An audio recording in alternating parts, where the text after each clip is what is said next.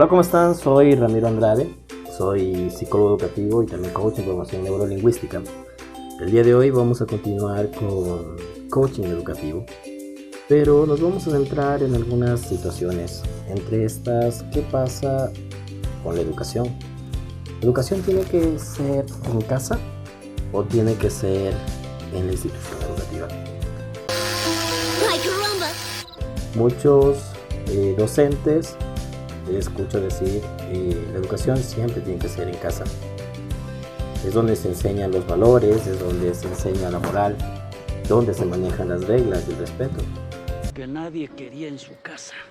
En cuanto a la institución educativa, es la encargada de fortalecer estos valores, como también no olvidemos que son los encargados de educar a nuestros hijos. Pues bien, hoy veía un video sumamente interesante que hablaba sobre qué pasa con el docente dentro del aula. Actualmente vemos que muchos estudiantes faltan el respeto a los docentes. Ellos están siempre como muy serios, son muy machos.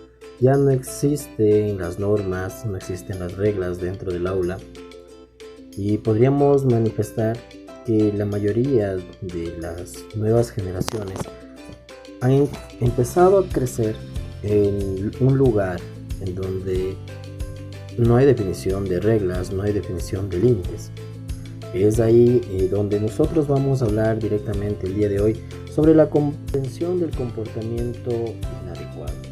Pues que si quieres resultados distintos no tienes que hacer siempre lo mismo.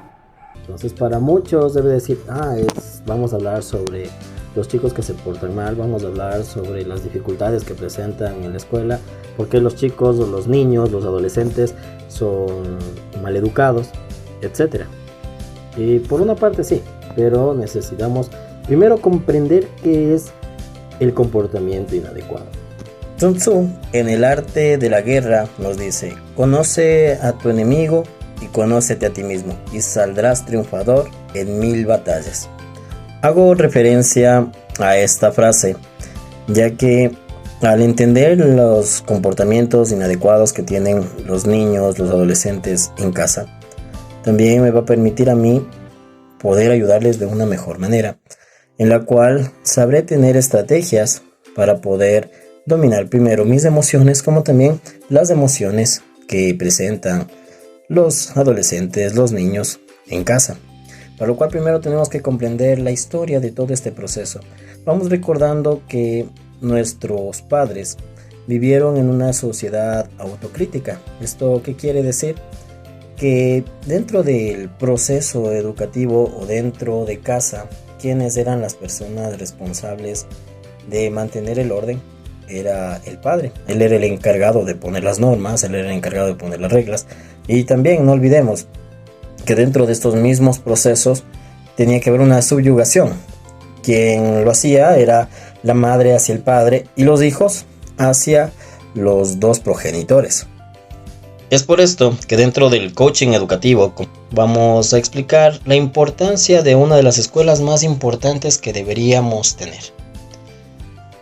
Todos los que estén viendo este video dirán, bueno, pero es que ya existe. Tenemos las instituciones educativas, tenemos las universidades, tenemos colegios, y tenemos para las carreras para médicos, tenemos para arquitectos, dentistas, carreras ocupacionales, la policía, los militares, etc. Pero realmente esto va más allá. Hay una de las escuelas de las que nunca se habla, más bien porque lo hemos hecho de una manera mecánica. Es decir, vamos a tener una escuela para padres. Esta escuela para padres no existe, no hay. ¿Sí? Muchos dirán, es que a mí me dan escuela para padres en institución educativa. ¿Pero realmente te dan la escuela para padres? ¿Realmente te enseñan lo que necesitas?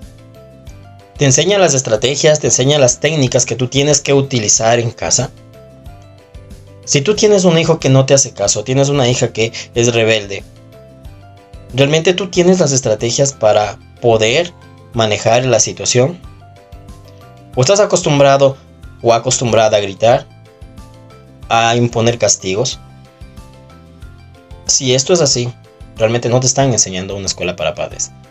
Es por eso que el día de hoy, aquí en Coaching Educativo, vamos a trabajar directamente este proceso.